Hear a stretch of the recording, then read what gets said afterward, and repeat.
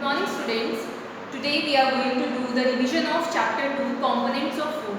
The revision of first chapter we have already done in the live class if you remember that. And today we are going to do the revision of chapter 2 components of food. So let's start the chapter. So you know that we have already studied about the importance of food in our life and why is it important for us. Today we are going to study the major nutrients in the food. So some of the major nutrients in the food are carbohydrates, proteins, fats and vitamins. Now first of all let us study about the carbohydrates. Why are the carbohydrates important? So carbohydrates are known as the what? They are called the energy giving food. They are the major providers of energy in our food. To do the work for our daily life, in our daily life we do a lot of work. Okay, so to do that work, from where do we get the energy? These carbohydrates are providing us the energy. Now some of the food items from where we can get the carbohydrates are potato, oats and rice. A lot of things are there. You must have seen a sticky material in these things, in the potato, in the oats, in the rice. That sticky material is nothing but the carbohydrates. The second nutrient is the proteins. Proteins are also called the bodybuilding food. This is because it helps you to growth for the development of our body. For the students or the children like you which are right now in the growing phase, proteins are really very essential for you because they help in the growth of the body, for the growth of the muscles as well as the bones. So some of the food items from where we can get the proteins are milk, feed, fish and many other food items are also there. Third one is the fats. So fats are essential for you, especially when you have not eaten enough amount of food in your day. Okay, so you know that when people take fast, so from where do they get the energy? They get the energy from the stored fats which are also called the fatty acids. So from there the fatty acids get converted into the energy. That is why fats are important for a diet. Some of the food items from where we can get the fats are the ghee, butter and many other fatty materials. The fourth one are the vitamins. So vitamins are also known as the protective food. This is because they help us to protect from various types of diseases. Okay, so whenever whenever you fall sick, so these type of vitamins help you to come out of that disease and they help you to get better fast. Some of the food items from where we can get the vitamins are fruits and green vegetables. Everyone suggests you to eat the green vegetables. This is because it helps you to maintain the vitamin levels in your diet. And there are various types of vitamins in our diet which are essential for different body parts. Some of the important vitamins are vitamin A, vitamin B, vitamin C, vitamin D and vitamin K. Now vitamin A is especially helpful for you for the good vision. Okay, for your eyes to work properly, for you to have a better vision, for a healthy vision, vitamin A is very important. Vitamin B is important for your muscles. It helps you to maintain the energy levels to do all the works. It helps your muscles to do the work. Vitamin C is important for the healthy skin as well as the healthy gums. Okay.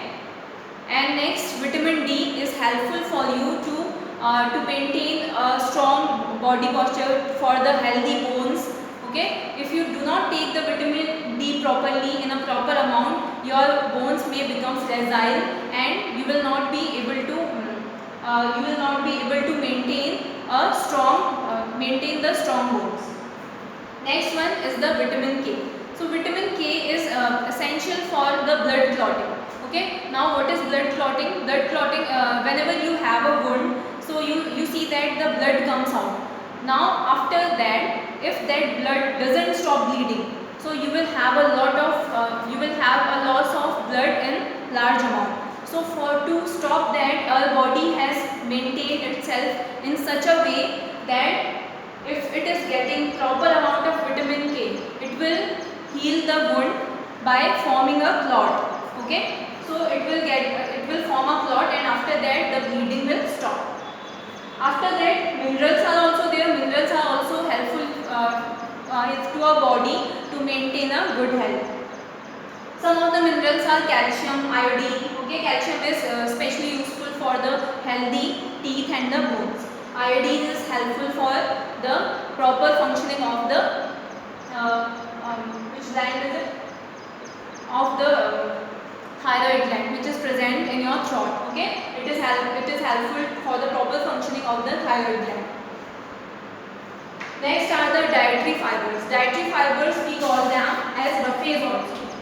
These are also called as roughage. These dietary fibers do not provide special type of nutrients in our body, but they help in the proper digestion and the proper absorbing of the nutrients by our food. Okay, that is why dietary fibers are also important. We get these fibers from some of the fruits like the mango. They have the fiber type of material. Those are the dietary fibers.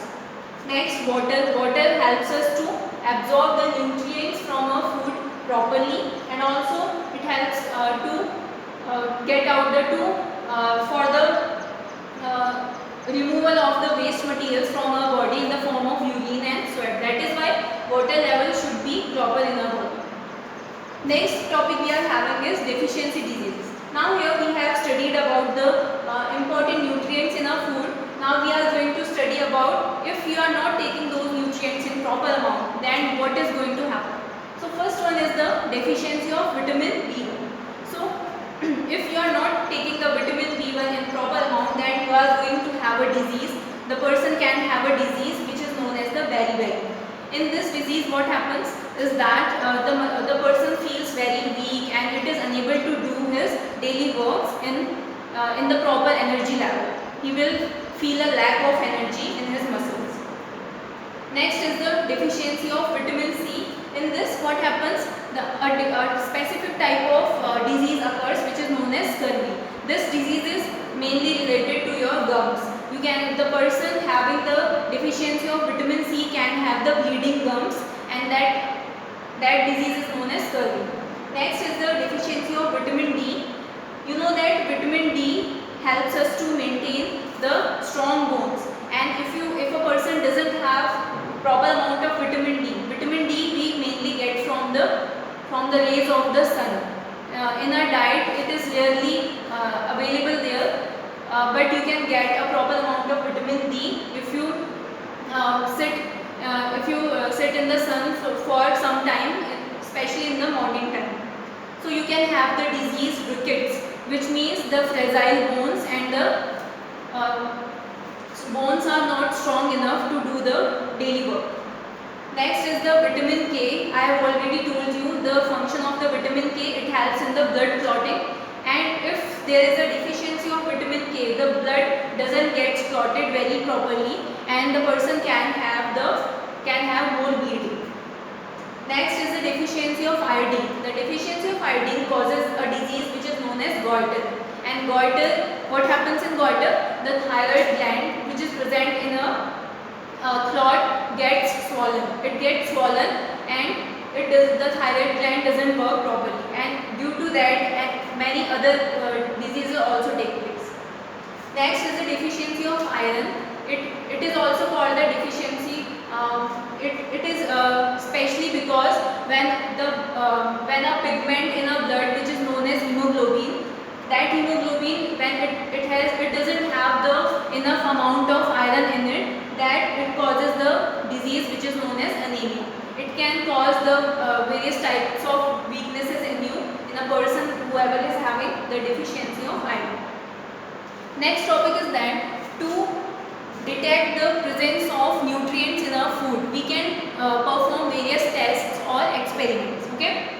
So first experiment we are going to study is about the proteins. If you want to find out if in your food the protein is present or not, you can have a specific type of test. In this test, what do we have to do?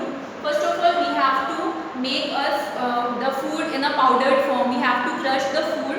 After that, you have to add a little amount of water in the food. After that, you have to add copper sulfate and caustic soda in your food. You can get these two items in the market very easily, and you have to mix these two things in the food. If your food turns into purple color, okay, if your food turns into purple color, then it is confirmed that your food item is definitely having the proteins.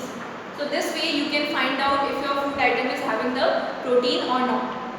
Second one are the carbohydrates. If you want to find out, for example, I took some rice. Rice is the example of the food item which has the carbohydrate. I want to just check if the rice which I am eating, it has the carbohydrate or not. So what would I do? I would take the rice, I will crush it properly, I would make it into a paste. After that, I will add some amount of dilute iodine solution. Iodine solution you will also get in the market very easily. So I will add the iodine solution in my food item. If my food item turns from brown to blue-black color, this change of color will give me the assurance that my food item is having the carbohydrates in it. In the same way, you can have the test for the fats also. The test for the fats is not very tough. So what you have to do, you have to take some amount of fat material in which the fat is present. For example, I took the butter. After that, what do I have to do? I just have to take a paper and put the butter in it. On crushing the paper outside the butter, what will happen? A fatty type of material will appear on the paper.